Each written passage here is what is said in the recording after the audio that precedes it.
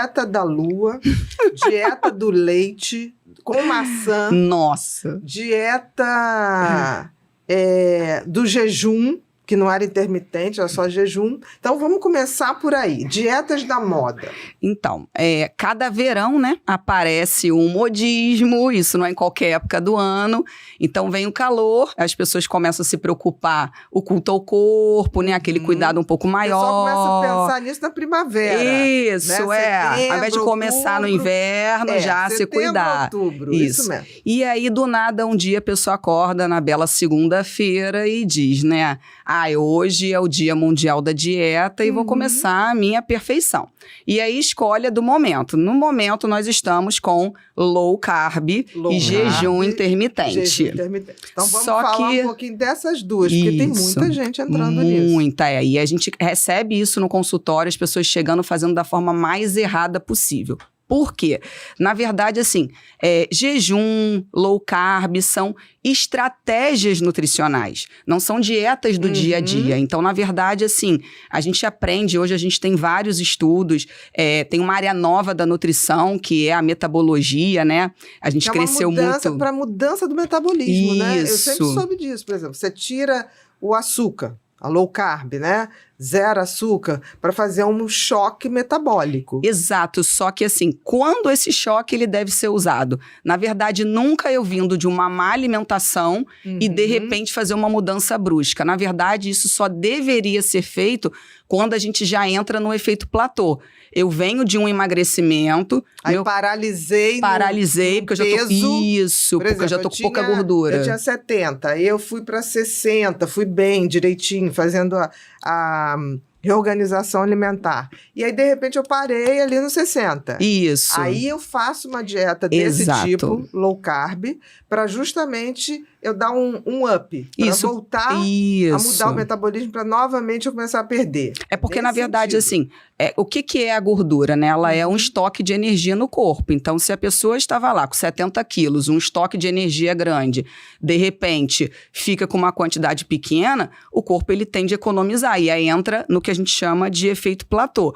Só que as pessoas confundem muito. Elas começam a mudar a alimentação, voltam a errar de novo e dizem que estão no efeito platô, e na verdade não é. Elas estão colocando mais caloria do que elas deviam. Então, assim, se realmente está no platô e o corpo já acostumou a essa realidade, aí é a hora de usar uma estratégia nutricional. Só que não existe uma melhor do que a outra. Para isso que a gente precisa da pessoa, né? de um profissional para entender qual é a minha individualidade. Básico daquela pessoa. Isso. E o que eu vou me adequar? Se para mim o jejum para o meu dia a dia vale mais a pena, se é o low carb, questão de exames, né? Se tem alteração em glicose, insulina, para que o low carb seja mais viável. Se excesso de insulina ou uma glicose, hemoglobina glicada, né? Porque a glicose é um marcador muito ruim, né? O jejum intermitente é mais indicado ou low carb? Low carb. Na verdade, assim, o low carb seria a primeira opção para baixa de insulina, de hemoglobina glicada. Só que um paciente, principalmente com a insulina alta, se eu radicalizar, se eu diminuir muito o carboidrato, ele fica enlouquecido. Então, ele entra em abstinência. Então, a gente não pode nem o 8 nem o 80. A gente sempre tem que ir pelo caminho... O meio termo sempre acaba sendo a melhor opção. Sim, equilíbrio. Isso. Só que as pessoas, elas querem começar já, acordar na segunda-feira lá e ter o milagre. Sexta-feira já ter perdido 5 quilos. Né? Isso é muito importante. Porque tem gente que joga diurético, não sei o que, aí você perde líquido, você desidrata, mas não perde Só que gordura. hoje a gente pega o paciente, aí vem a pegadinha. Hoje nós temos a balança de bioimpedância a nosso favor, que antigamente a gente não tinha, né, nos consultórios. Que consegue medir, exatamente. E aí a gente consegue medir também a água. Então, o paciente... então você faz a balança de bioimpedância, faz a medida do líquido, da gordura e da massa magra. Isso, exatamente. Perfeito. E aí o paciente que usa um diurético antes da consulta para tentar enganar a gente, um laxante, é a água que vai dar baixa, mas a gordura vai aparecer exatamente ali. Tá vendo, gente? Não adianta mentir. Tá?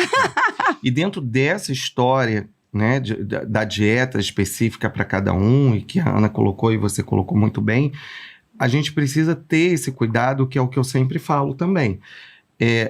Nem sempre a dieta que foi feita para o Joãozinho vai ser a melhor dieta para a Mariazinha.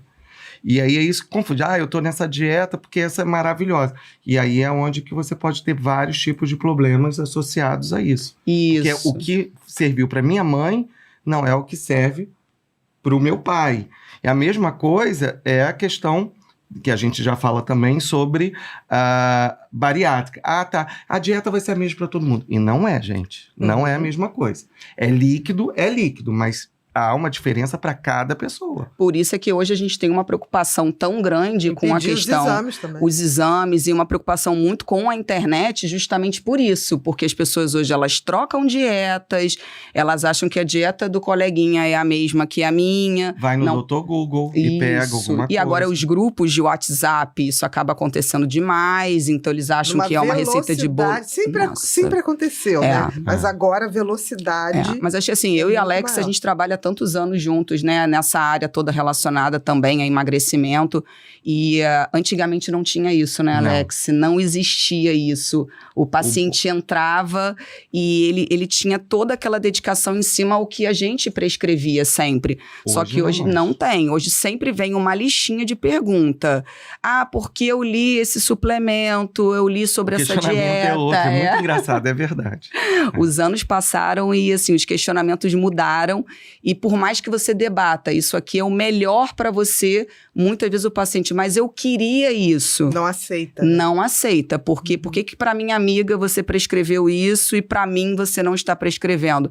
Outro dia mesmo uma paciente me ligou, Lília, eu vou fazer cirurgia bariátrica, você não me prescreveu nada antes da cirurgia, chorando.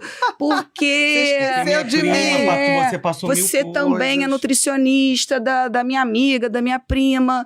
Eu falei, graças a Deus você não está precisando, né? E sinal de que você está muito melhor do que ela. Você está muito bem nutrida.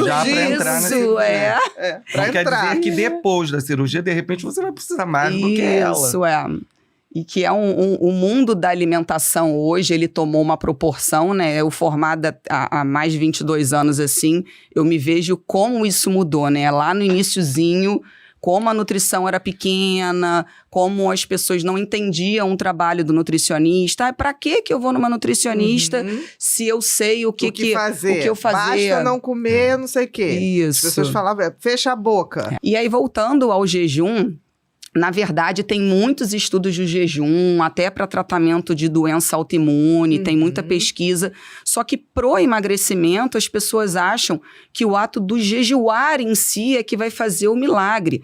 Na verdade, a gente também tem que fazer uma conta calórica. Então, eu tenho questão... Pode ficar 12 horas sem comer e quando comer... Você vai comer uma quantidade absurda. Calóricas, né? Tipo, isso. Para poder... O organismo vai reter tudo, né? E aí, assim, a gente tem uma taxa metabólica, né, que a gente calcula, que seria, para quem não sabe, o salário de calorias diário que a gente precisa consumir por dia.